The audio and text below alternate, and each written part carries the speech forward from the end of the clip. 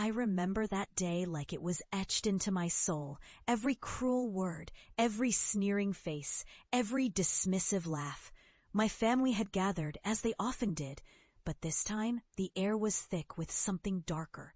I'd just finished presenting my latest research on genetic data privacy, something I believed could revolutionize the way we protect our most personal information. But instead of applause, I was met with silence. Then the coldest, most brutal words I'd ever heard. "You're wasting your time," my father said, voice heavy with condescension. "No one cares about your stupid ideas. You're an embarrassment to this family." My mother's eyes welled with tears, not out of pride, but disappointment, as if I'd betrayed everything we stood for. My siblings snickered quietly, clearly relieved that I'd failed once again. And just like that, I was dismissed, discredited, publicly humiliated for daring to challenge the status quo. They ridiculed my obsession with genetic data privacy, called it paranoia, overhyped fear-mongering. They told me I'd never make a difference. I was the black sheep, the fool chasing after shadows. But I refused to let their words define me. That day, I made a choice. I would walk away from their judgment, from their narrow-mindedness, and forge my own path. I packed my bags and left the family home, burning with a mixture of shame and relentless resolve. I immersed myself in bioinformatics, hacking into the hidden corners of genetic data, uncovering vulnerabilities, exposing the dangerous gaps in data protection. It was lonely work, often thankless, but I knew, deep down, that I was fighting for something vital, something bigger than their petty judgments. Years passed. The world caught on to the importance of genetic data privacy. Laws were enacted, reforms introduced. My work gained recognition in quiet circles, then grew into something monumental. I turned my expertise into a force for good, pioneering ethical hacking in bioinformatics, decoding the risks that lurked behind every genetic sequence stored in the cloud. I created systems that protected the vulnerable, fought back against those who exploited personal genetic information for profit or control. Slowly, I built a reputation as a guardian of privacy, a defender of human dignity in the digital age. But what truly transformed everything was what I did next. I used my knowledge not just to protect, but to heal. I turned barren, polluted lands into vibrant ecosystems, reclaiming the earth itself through innovative bioinformatics, restoring balance where chaos once reigned. My work became a testament. I was not the fool they mocked. I was the architect of renewal, the proof that resilience and vision can overturn even the deepest scorn. And so, after achieving these breakthroughs, after changing the world in ways they never imagined, I returned home, not out of necessity, but with purpose. I wanted them to see what I'd become, to face the truth of their own ignorance. The house was quiet when I arrived, the familiar old windows framing a landscape that seemed smaller somehow, as if the world had overlooked this place while I was away. I let myself in, carrying a sense of calm I'd never felt before. I knew they'd see me now, not as the laughingstock, not as the fool. They'd see the results of my perseverance. I waited until dinner, then called everyone into the living room.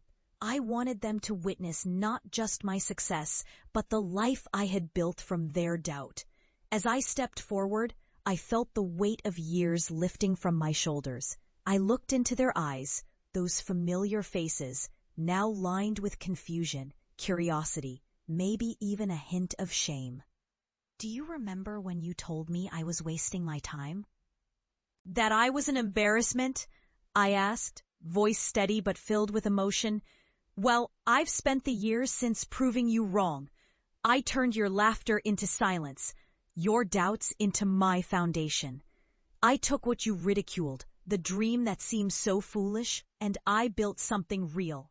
A future where genetic privacy isn't just a concept, but a shield for millions. I restored lands you thought were lost, rebirth in the earth I fought to heal. Briefly, I paused, feeling the raw power of my words. You called me paranoid, overhyped, foolish, but I was fighting for the future you couldn't see.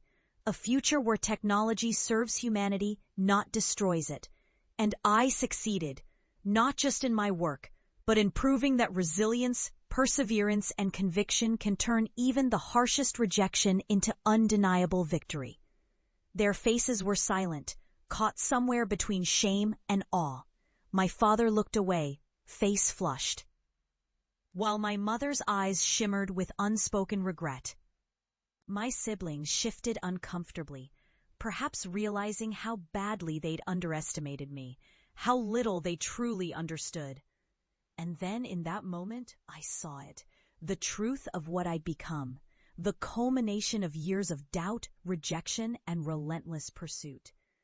I saw that my journey had transformed me into someone who refused to be broken by their words. I finished with a quiet smile. I hope now you see what I've become.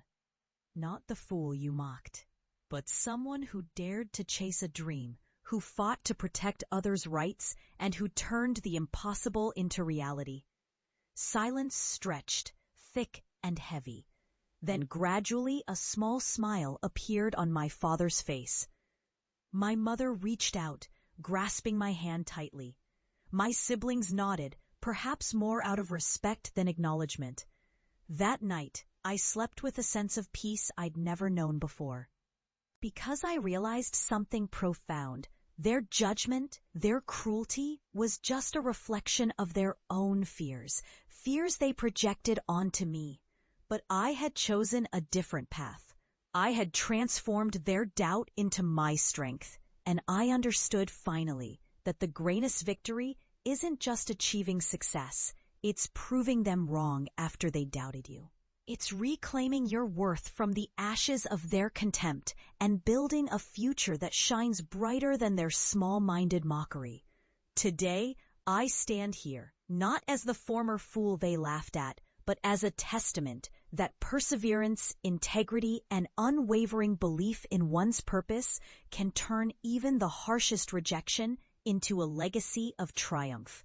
And in the end, that is the real victory, knowing I've lived my truth and shown them what's possible when you refuse to give up. This is my story, and I hope it's a lesson for anyone listening. Never let the noise of others drown out your inner voice, because your greatest success might just be waiting on the other side of their doubts.